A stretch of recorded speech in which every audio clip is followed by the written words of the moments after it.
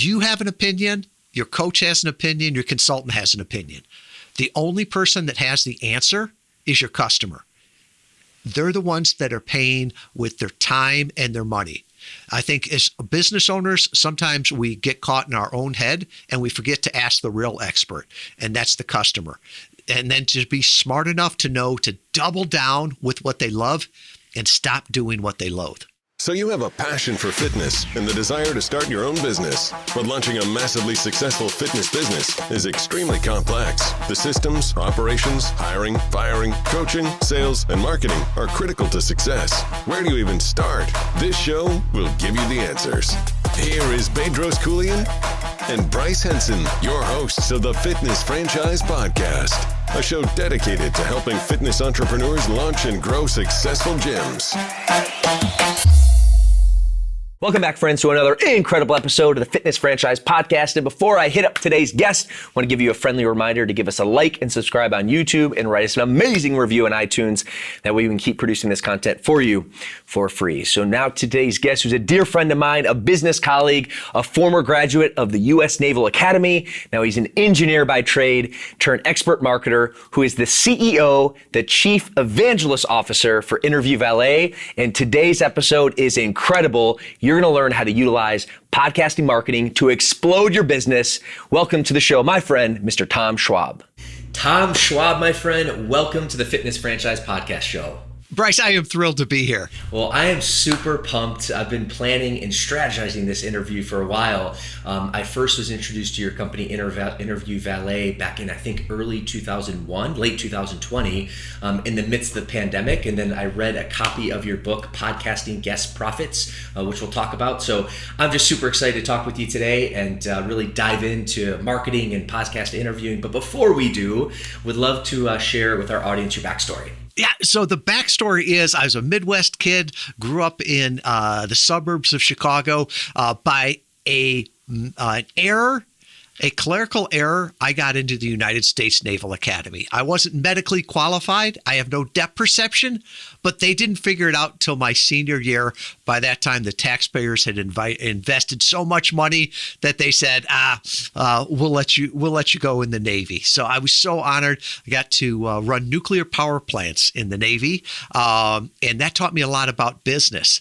Got out of the Navy in early 1990s, and then went to work for a Fortune 500 company.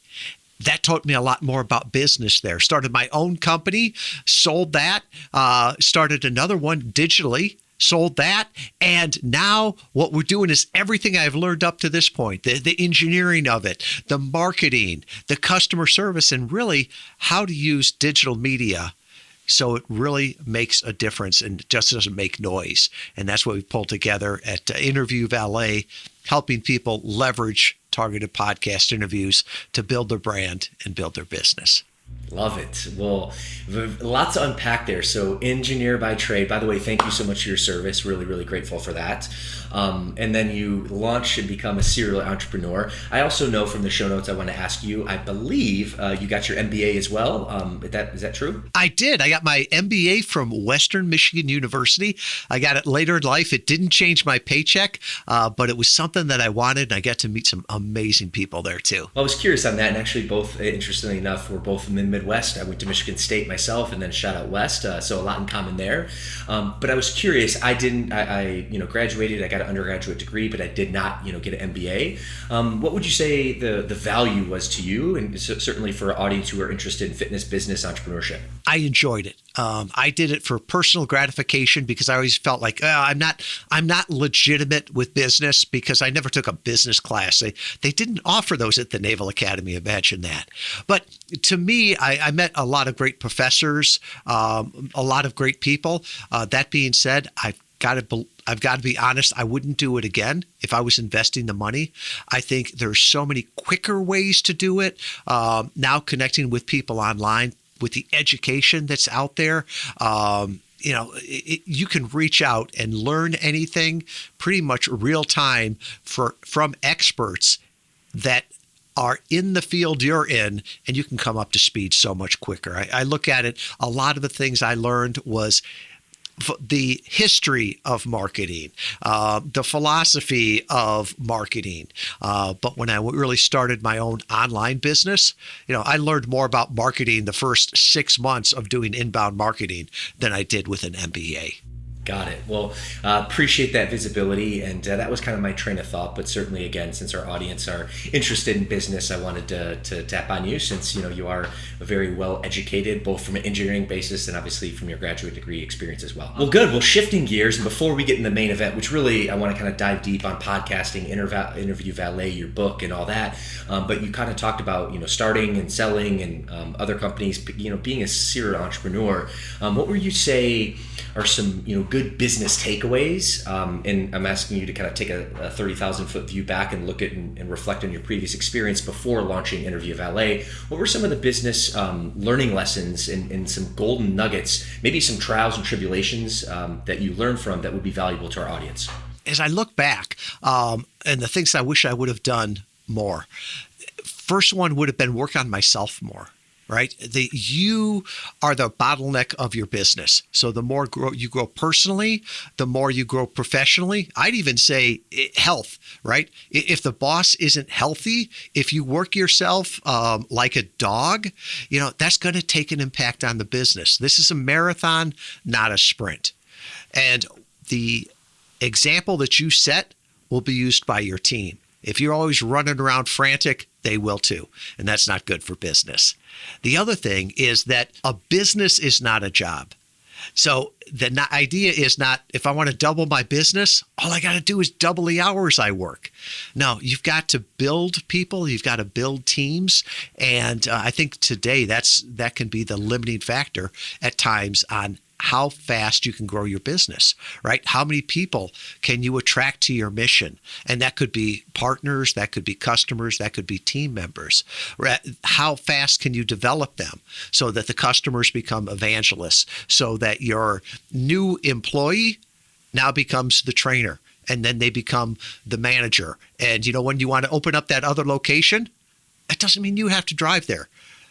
They'd be thrilled to do that. So I think focusing on developing yourself and then developing your people is contrary to what a lot of people think, but it's always served me well. Definitely. Now, when I first think of that analogy, my first thought goes to leadership. First, leading yourself, developing yourself, and then being a strong leader, especially from a CEO position. Which again, our audience are looking to launch fitness businesses, and initially they might be really interested in fitness or nutrition or whatever the case may be, but really they're going to be the CEO, and they need to be able to develop and train and lead people. So, where would you say your practical experience, or training and developing yourself to a leader or strong leader has came from? It's an ongoing process, right? The Naval Academy is a leadership school, but I learned more being a business owner in the trenches than I think I did in school. The other thing that I struggle with is the word CEO. Right. I know people that are CEOs of publicly traded companies, right? They're the chief evangelist officer they're the chief executive officer. And so many people, they're self-employed.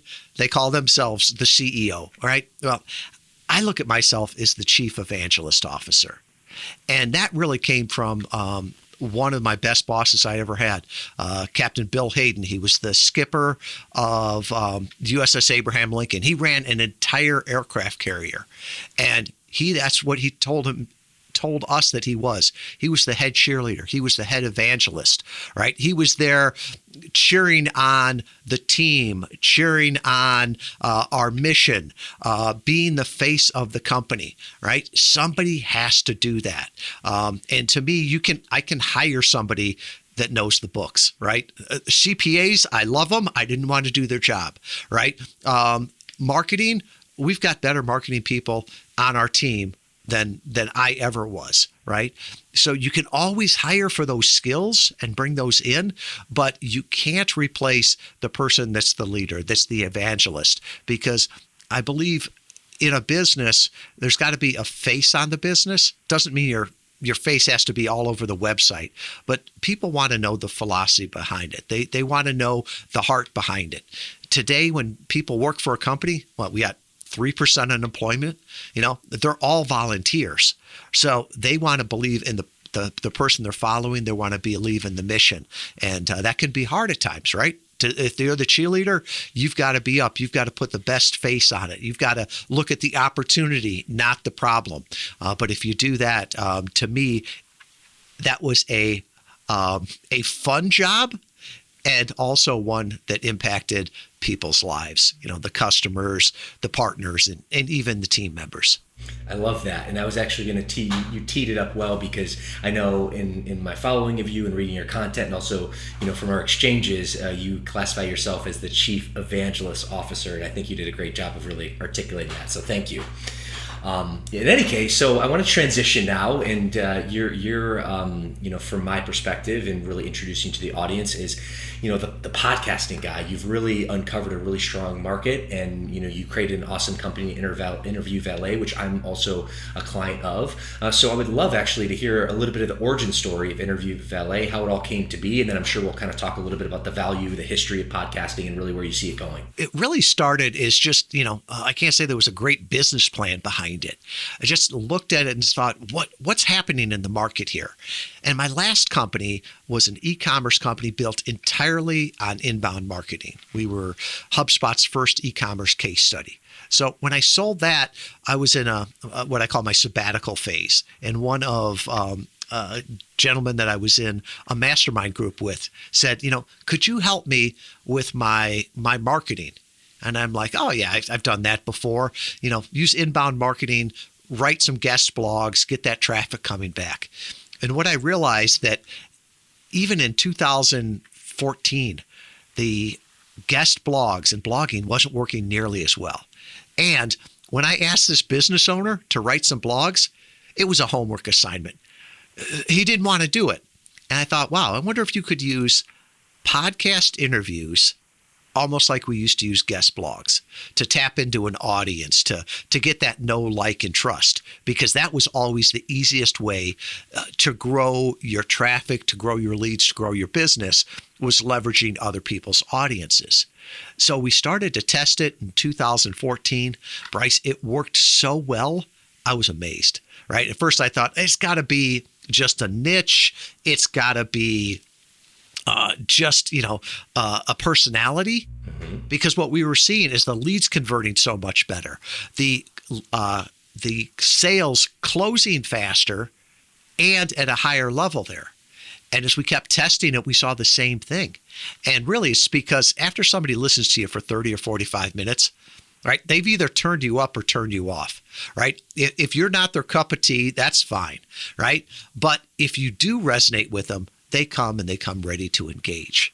So 2015 comes. I didn't know I wanted to start another business. So I did this cheesy PDF. And then somebody said, well, you should do a course. So I did a beta version of a course. And I never took it out of beta, because the people that were honest with me said, I don't want to learn how to do this, right? I want to be the guest. You take care of the rest. And I'm like, oh, that's good copy there. So almost to prove to them that it wouldn't work, we did a beta test. And we were going to do it for 6 months. We stopped it at 4 months because it was working so well. And in early 2016, we launched Interview Valet. And now we've grown to a team of 35 people in Europe and North America. We serve about 200 clients at any one time. We focus on the business vertical, faith and spirituality, and health, nutrition, and wellness. So I'm thrilled at what I get to do. I live here in a suburb of Kalamazoo, Michigan, and I get to talk with people around the world, and I've got a team that's around the world. So it's really been a great thing, and podcasting has opened the world to everyone, no matter where you are. Yeah, so true. And I was going to ask really on the magic of podcasting, but you really did a great job articulating. In my experience, having been done this for only a year, early 2021 is when I started, but from a lead flow perspective, we literally just signed up 5 new franchisees in the past 30 30 days, and the feedback was, Bryce, I feel like I've known you. And granted, just listening and hearing me, in terms of episode after episode, and it really builds that know, like, and trust factor. So that way, when they go through the process, the conversion, it just already feels like a fit, if that makes sense. It does. And you nailed it right there, because people will often ask me, should I be a podcast guest or a podcast host? Right. And to me, that's like, should I be an Uber driver or an Uber passenger? Well, it's the same platform, but what are your goals? So you're using podcast guesting to go out there and get leads, get that exposure, to bring them back. But then you're using your podcast to nurture your current customers, to nurture your current leads. So you bring them back with the guesting, and then they listen to some of your episodes on your show, and yeah, they know you. They know all the backstory. They know your heart. And the entire time, they're either saying, yes, I want to move forward, or no, I don't. So by the time you get on a call with them, my guess is it's probably more of a qualification call than it is a sales call. They already know they want to work with you. Definitely. And in the franchising space, we have a relatively long sales cycle just because it usually takes a few months. It's a big investment, it's a 7-year commitment, if you will. But the podcasting is really effective, kind of a lead nurturing while the candidate is going through and learning more about the brand. So just absolutely incredible. What's up, my friend? Bryce here. Now, you might know me as the co-host of this podcast and the CEO of FitBody. But what many people don't know is that I actually began my journey as a FitBody franchise owner. Now, being an owner, I wake up every day absolutely doing what I love. I live my passion. I help people transform their lives and have both financial and personal freedom. And it's for these reasons and many more that other owners join the brand and open their own FitBody locations too. So if you're looking to build a highly profitable business, take charge of your life, and create an impact in your very own community, then opening a FitBody gym might be a perfect fit for you. Now, to see if a territory is available in your area, as we have very limited spots due to our incredible growth, go ahead and visit our website at fbbcfranchise.com to complete an application. Well, thanks, and back to the show. That all in mind, Top, I want to kind of flip this a little bit because the audience of our show are interested in fitness, business, entrepreneurship. They really want to launch their own fitness business and potentially a FitBody bootcamp. And we were talking offline. I'm personally actually launching a local podcast so I can take all the strategies that I've learned from you in terms of guest podcasting, also launching my own show, but doing it at a local level. So that way, ultimately, a networking opportunity, we can actually connect with more local businesses and really create, great synergistic relationships with those businesses and really be able to refer, clients to each other. So I was curious on your perspective, and I know I asked this to you last time we chatted, but from your perspective, hypothetically, if a new FitBody Bootcamp owner in Kalamazoo, Michigan were to open up, what would be a strategy in terms of, how to get more exposure through the value of podcasting? Well, there's already a great FitBody Bootcamp franchise in Kalamazoo, right there on West Edge Avenue. I drive by it all the time. One of these times I'm going to go in and just say hi to him. I actually think it's my friend Tara now that it comes to mind, but because we have a few in the area. But please do. She's a sweetheart. Tara, here's free marketing advice, and I guarantee you it's worth the price you pay for it here. So using a podcast, if she did a big national podcast, she could have thousands of listeners. But what's the chances of them being that close to her location? It really wouldn't help her. So if you can get one that is very localized to your market, to your community, sort of be that hub, that place that people go to learn about fitness in Kalamazoo, to learn about what's going on, and be that person they go to. So you think about it. Kalamazoo, we're a town about 100,000, right? But we've got a university, Western Michigan University, go Broncos. Well, invite some of their athletes there, their athletic director, to talk about the things that are going on, what they see. You could reach out to the community, right? We've got a marathon. So why don't you interview the person that's putting on the marathon? Or maybe that's not your ideal customer. Maybe your ideal customer is that mom that just went from, couch to 5K, and the next year she was doing the marathon. What a great story. And guess what? That person is going to promote that all to their community. All their friends, they're going to say, hey, I was featured on this podcast. There's other things that are going on. We've got some, minor league teams. So the Growlers, our baseball team, when they come in, do something with them. The K-Wings, the hockey team there. And then you could even get other people involved with it. It could be a local school, right? So just down the street from her location there's Paramount Academy. And you could talk about, setting a good example for your kids. How can you work out with your kids? What are different things they could do? I tell you what, there are hundreds of parents that are driving by your location every day to drop kids off or to pick them up. If they were promoted at that school and was promoted on your podcast, they would find out about it. They'd hear about it. And so those are ways that you could be looked at as a great resource. And there's other ways to do that, right? You can go and support all of the local events, go to the races and be there, give up a Saturday morning and all the things that go with that. To me, that's a lot of work. Whereas a podcast, find 45 minutes. You can do it over the internet. It doesn't take a lot of time. Just like we're doing right now. Yes, you can time shift it. If you don't want to give up every Saturday morning to do it, record, 4 in a row, and you're good for the month. You know what? After it starts up, reach out to Derek Jeter, right? Kalamazoo's own. That would be great. Would he give up 45 minutes of his time to talk to his local town? He's a great guy. He comes and supports the community still, even though he lives in Miami.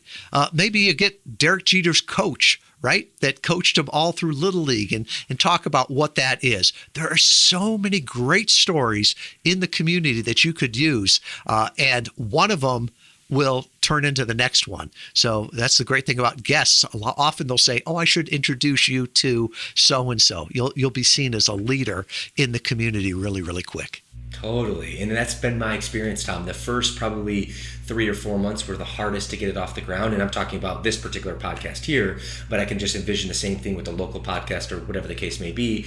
But then guest after guest, they always want to introduce me to 1 or 2 of their friends. And before you know it, I have a really strong Rolodex. And that's the same, would hold true at a local market. And another, I didn't even think of a university. I also just thought when you were talking about with parents about local dance studios or cheerleading camps, so, anywhere where, a local business would have the dream client, of your particular fitness fitness boot camp, or it could be whatever business that you're looking to be in. But the sky's the limit. I mean, just in dialoguing with it right now, I had another handful of ideas. Yeah, it's fun, and it's a fun way of marketing, right? It really lets your brand come through, the energy.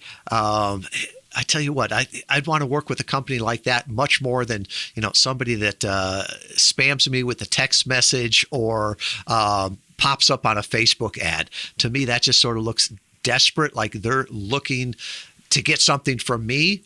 Whereas that idea of going out there, Gary Vaynerchuk talks about jab, jab, jab, jab, right hook. I think I missed a couple jabs in there. If you go out there and serve, people are going to be asking how they can work with you. Playing devil's advocate a little bit, I'm curious in picking your brain because you've been in this industry for a while, and not necessarily devil's advocate, but what are the most challenging things about, whether starting a podcast or being on a podcast like this? And then what are the biggest highlights, in terms of the difficulties, but also to the accolades? Today, it's easier than ever to start a podcast, right? You've got the stuff on your Mac or your computer to do all the audio editing. The microphones are dirt cheap. You can host for free.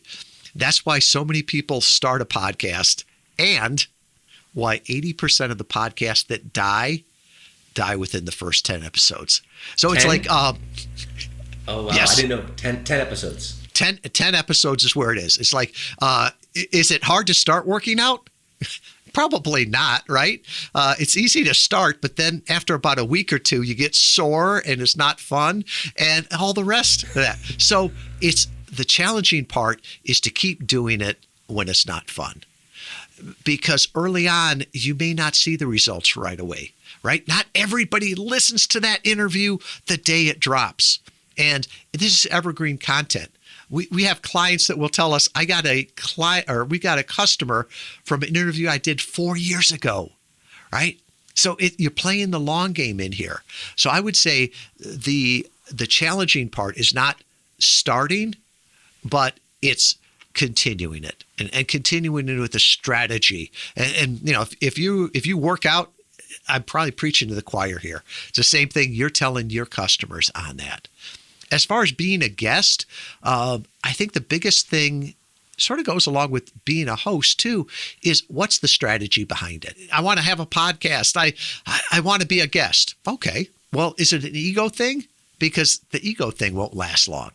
But if there's a business reason behind it, if there's something that you're going towards, I want to do this to build up the SEO on my website because I'm going to get backlinks from it. I'm using it as a networking tool to meet people in the industry. I'm using it to get known in the industry. I'm using it to build up my social media so that all these people that see it and like it and share it, there's got to be something underlying it because, I guess just like anything else, if not, when it going gets tough, you'll just stop doing it. Well, I certainly can relate to that experience, especially when we launched this fitness franchise podcast in early, let's say here, in April of 2021.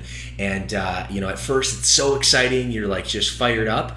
And then after a little bit of time, the reality sets in like, wow, it's a lot of work kind of setting, up guests and, executing and following up and emailing your list, etc.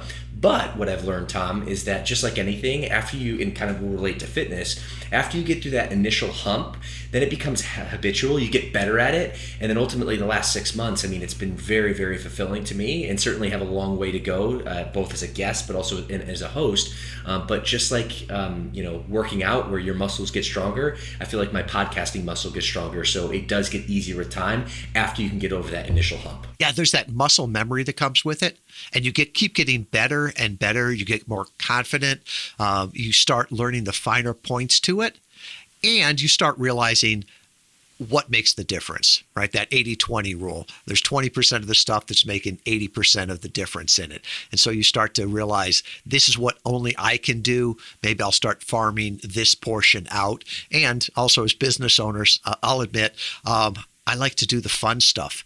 And once I get good at that, it's easy to farm that stuff out. And, if you're like me, the Chief Evangelist Officer of your company, you love talking about your company, your clients, your team, your passion. Absolutely. All right. Well, last big question around podcasting, the value of it. And, I've been on your list and, read your book, Podcast Guest Profits, which is incredible.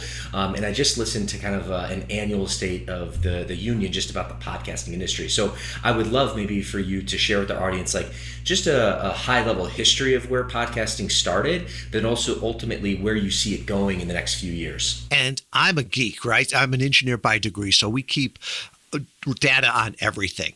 And so each year we present that and share it with the community because everybody's got an opinion. But if you bring enough opinions and enough data together, you really get some actionable knowledge. Now, podcasting, everybody thinks, well, it's relatively new. Well, first podcast was 2004. It was so hard, though, because you had to be an electrical engineer to figure out how to do it. You got to go in here, plug it in, download it. And now it's become so easy. I have to laugh because I remember asking my youngest daughters who are now, 22 and 24, what's the pod stand for in podcasting? I asked them that a few years ago. They looked at me like I was stupid and said, I don't know, Dad, what's the pod stand for? They had never lived in a life or world with an iPod. To them, it was just a phone. And, there's people that say, I don't listen to podcasts, but then they'll start talking about a radio show or something on Sirius XM. That's a podcast, right? It's just simulcast there. So I think what we're seeing here is that unlike a lot of other things, like Clubhouse came up real quick and then died real quick, right? Podcasting has been around now for 18 years? I don't think it's a fad, right? It's not going anywhere. But the data shows that it continues to grow. I think what we're going to see in the future, You never make a prediction on something that's recorded. But if somebody's listening to this in 2030, right, email me and tell me if I was right or wrong. I think the word podcast is going to start to shift, right? Because I remember years ago listening to a presentation, and it said in 1920, radio was called wireless telegraph. And by 1930, it was radio. So what's podcast now? It's got nothing to do with an iPod, right? 60% of the podcasts now have video with them. And so if you put it up on YouTube, is it still a podcast? If you put it on Facebook, is it still a podcast? If you transcribe what we did here and make it a blog, is it still a podcast? SiriusXM has bought podcast networks just for the content. If you hear it there, is it still a podcast? I don't know. But all I know is that if people hear me, if they hear about my passion, my business, that's a good thing.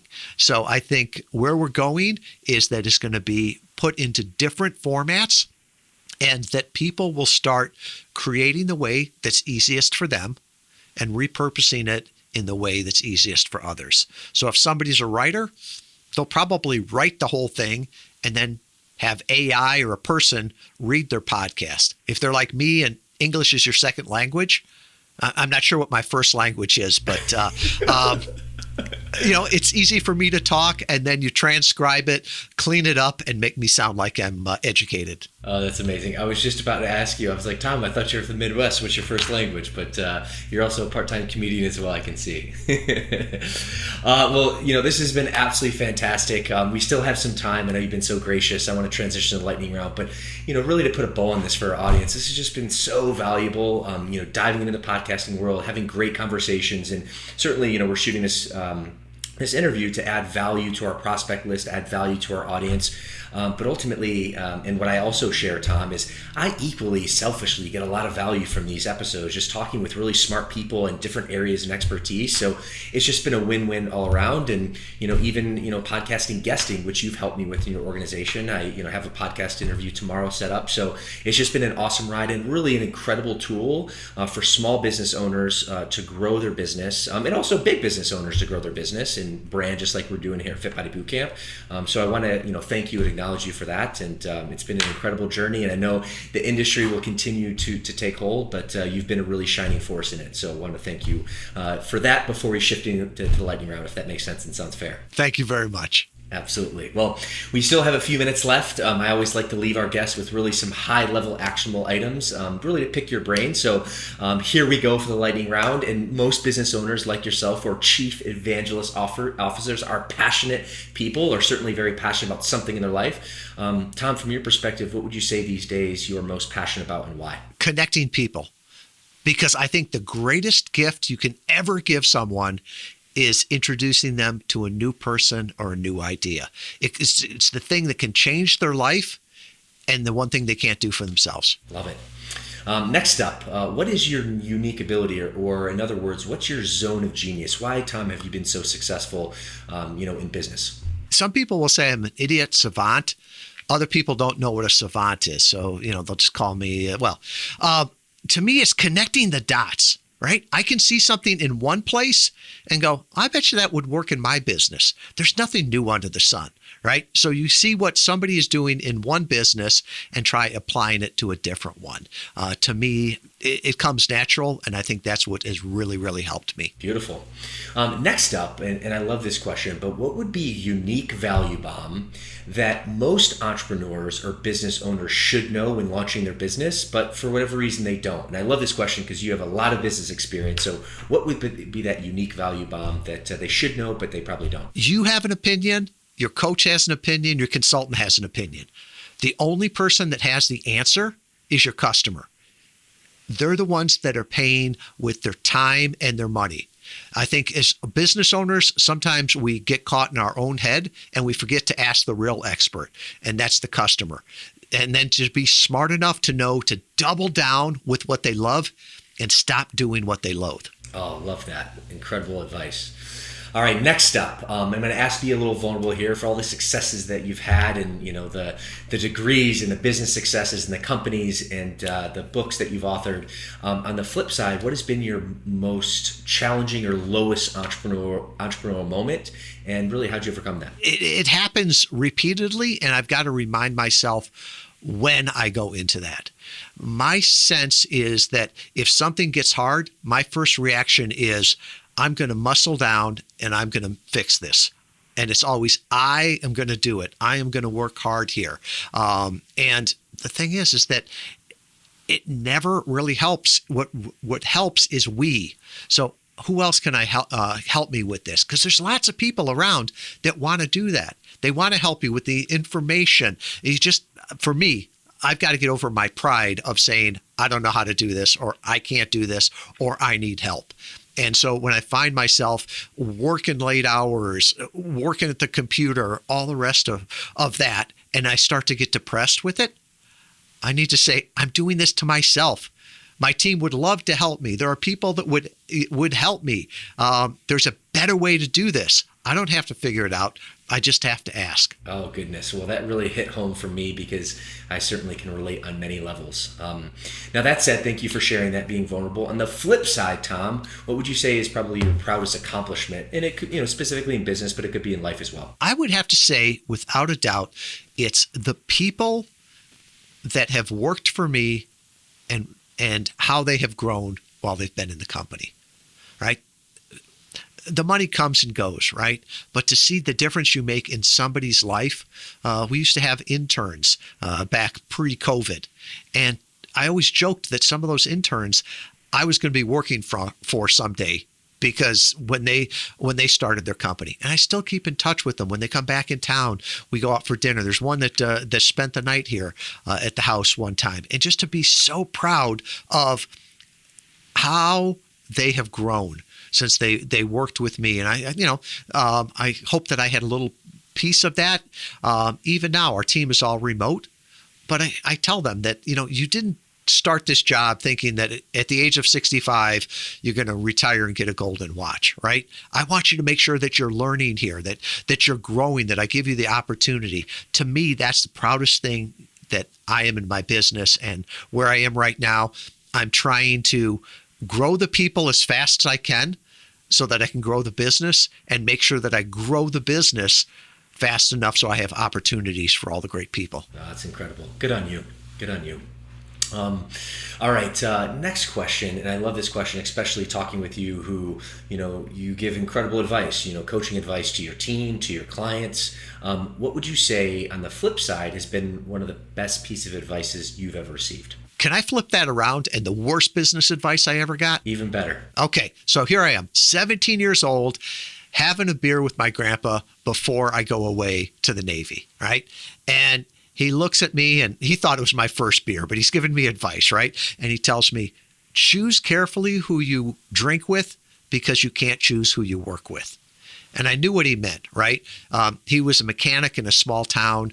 If you were in St. Charles, Illinois, you were a customer of Cunningham Service Station. I looked at that later on in life right now, and it's like, if I don't want to drink with you, I don't want to work with you. Right? If I don't like you enough and trust you enough, I'm not going to let you around my business. I'm not going to let you around my family, all of those things. No judgment, right? But, life's too short for that. So for me, I want to choose the people that I work with. I want to love them. I want to be excited for their success in that too. Thank you. That's the first time anyone's ever flipped the script and given some advice, but ultimately reverse engineering the process. A lot of times you learn more on what not to do than what to do, especially when you're learning and growing. So very valuable. All right, Tom, I'm looking behind you and I see a bookshelf here, and certainly I buy into the concept and philosophy that leaders are readers. What would be an incredible book recommendation that you'd have for our audience that would help them on their journey? One of them that has been pivotal in our business. It's called Play Bigger: How Pirates, Dreamers, and Innovators Create and Dominate Markets. It was written by Christopher Lochhead, Kevin Maney, and a couple other guys, but it's a great, great book.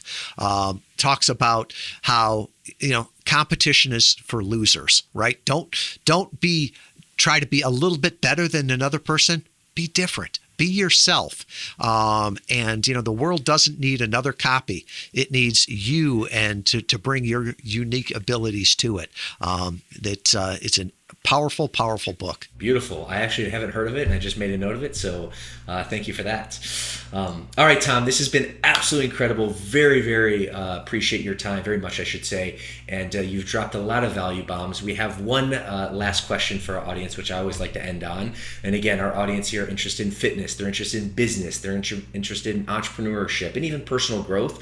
What would you say is one piece of parting wisdom that will help them on their journey? It's this. You are one conversation away. You're not one funnel away. You're not one class away. You're not one certification away. You are one conversation away.